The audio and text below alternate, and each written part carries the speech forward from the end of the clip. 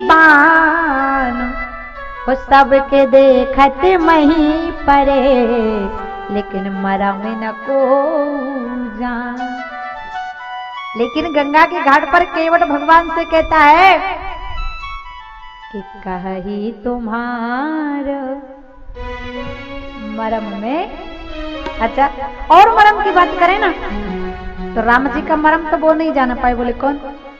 बोले जब राम जी रावण का वध करके वापस अयोध्या आए तो सबसे पहले किससे मिले राम जी? पप्पू की अम्मा से। किससे मिले? बहुत सुंदर।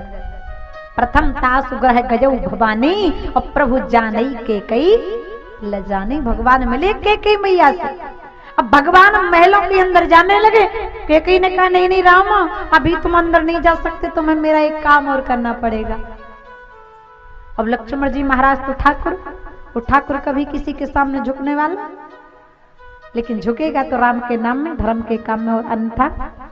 अब लक्ष्मण जी महाराज को पसीना आ गया, गए राम जी के कान में, बोले भैया। बोले क्या? बोले केकई ने अभी 14 वर्ष का वनवास दिया था, अब कहीं 17 का तो नहीं देने वाले। फिर से राम जी ने कहा नहीं नहीं Lakshman, don't worry, follow me now, चिंता मत कर, चलो। कभी चिंता मत करना, क्योंकि चिंता धीरे धीरे चिता बना देती। चलो भगवान गए। भगवान ने कहा माता बताओ ना क्या बात है? केकई के नेत्रों से अश्रु निकल पड़ते हैं। हे पुत्र राम, जिस दिन से तुम वनवास गए हो ना, उस दिन से आज तक इस भागनी केकई को भरत ने माता कहकर नहीं पुकारा है। एक बार उस भरत से कह दो कि सब भागनी को माता कह दे। भरत जी उसी समय आ जाते हैं, भैया जीवन में मर जाऊंगा लेकिन ये नहीं कहूंगा। राम जी ने कहा क्या नहीं कहोगे, जरा एक बार बताओ तो। भरत जी बोल पड़े कि जिसने मेरे राम को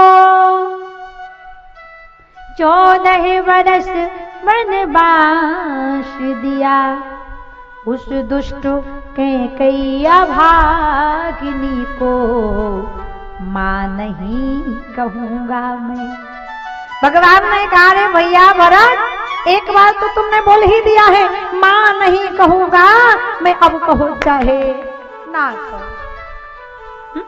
तो भगवान ने इतने रूप बनाए ना, भीला केड़ी के भक्तों को लगा राम जी हमसे गले लग रहे, बोरतलाई के भक्तों को लगा राम जी हमसे गले लग रहे, पंजरा के भक्तों को, भट्टी के तिखड़ के भक्तों को लगा राम जी। लेकिन एक कहो ब्रह्म द्वितीय हो नास्ति, भगवान तो एक थे, एक पल में सबको हृदय से लगाया। लेकिन इस मरम को भी कोई जान, ये भोलेनाथ साक्षी दे रहे, अमित रूप प्रगटे ते काला जथा जोग मिले सबई, लेकिन क्षणमय ही मिले तबई भगवाना। उमा मरम यह काहू न जाना।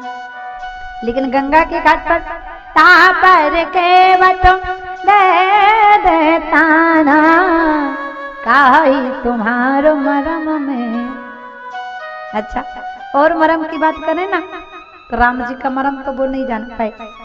विधि हरि शंभु नचावन हारे ते नहु जानत मरम। और बोले श्रृंगी ऋषि यह मर्म न जाना, पुत्र काम शुभ यज्ञ को ठाना। कौशल्या यह मर्म न भाखा, 9 मास जही गर्भ में राखा। के कई मरम जान जो पवती, तो 14 वर्ष न वन में पठौती। वो दशरथ मरम जान जो पवते, तो पुत्र वियोग कहे प्राण गवौते। लेकिन केवट कहता है मैं जानता हूं। भगवान आश्चर्य में पड़ गए कि ये कैसे जान पाया। भगवान ने कहा ठीक है भैया, तो एक काम करो, तुम ये बताओ पार करने में क्या लोगे? बोले जब तक चरण नहीं धोऊंगा तब तक पार। एक विद्वान ने कहा भैया, अगर केवट भगवान को नैया नहीं दे रहा था ना, तो भगवान कुछ उपाय करती और पार चले जाते। बोले क्या उपाय करते? बोले जैसे राजा बलि के यहाँ पांव बढ़ाया था ना राम जी ने, वैसे पांव बढ़ा लेते। बोले पांव बढ़ाई और जो रख देते, सुर सरी तुरंत पार हो लेते। एक विद्वान ने कहा भैया अगर राम जी अकेले होते तो पांव बढ़ा के पार हो जाते, लेकिन राम जी के साथ में भी तो कोई है। कौन है? आर कोई कहे उन संग है एक नारी अति कोमल मिथिलेश। जानकी जूते बोले तो भैया राम जी को अगर केवट नैया नहीं दे रहा था ना, तो राम जी अपना पांव बढ़ा लेते और सीता मैया को गोद में उठा लेते, क्योंकि हम तो विपत्ति के समय में गधा को भी कक्का कह देते हैं। अच्छा सीता मैया थी और बोले लक्ष्मण जी भी तो थे, उनका क्या करते? बोले राम जी अपना पांव बढ़ा लेते, सीता जी को गोद में उठा लेते, लक्ष्मण जी का तो पार हो जाते। बोले करते